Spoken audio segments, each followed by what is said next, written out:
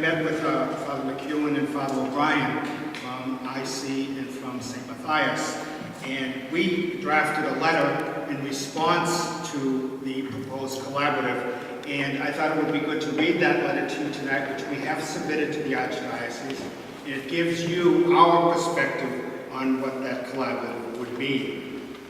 Dear APPC members, on February 4th, 2012, we, the undersigned pastors of Marlboro and Hudson, met to discuss the proposed collaborative for our parishes.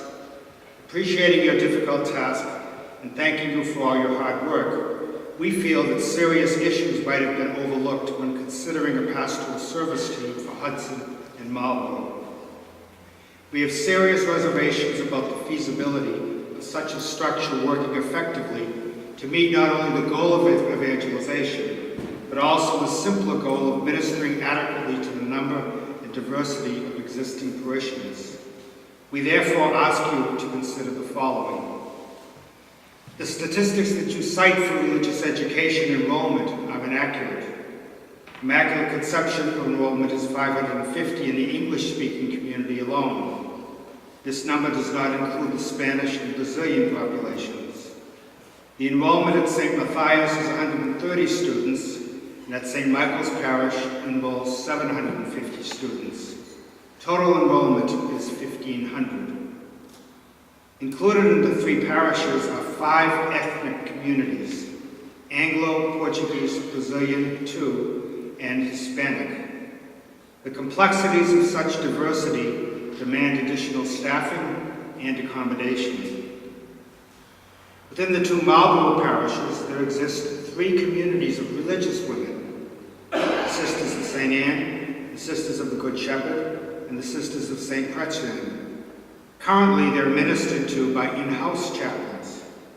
However, for future planning, it would be prudent to foresee their pastoral care being assumed by the local parish, including daily mass and priest funerals. Within this proposed collaborative, there are 3 nursing home facilities: Marlboro Hills, Bolton Manor, and New Horizons, and numerous assisted living and senior housing facilities. All of these facilities receive pastoral attention from the parishes. In addition, each parish provides pastoral care to the homebound. In St. Michael's Parish alone, there are presently 150 people who are visited in their homes. The 3 parishes also share coverage of Marlboro Hospital. Currently, the parishes are tasked for hospital duty a few days per month. In the proposed plan, the pastoral team would be on call every single day of the month. Grouping these 3 parishes in one collaborative results in one team being responsible for 12 buildings, all of which are 50 years old and some over 100 years old. St. Michael's Parish currently has a debt in the school buildings in excess of $1 million.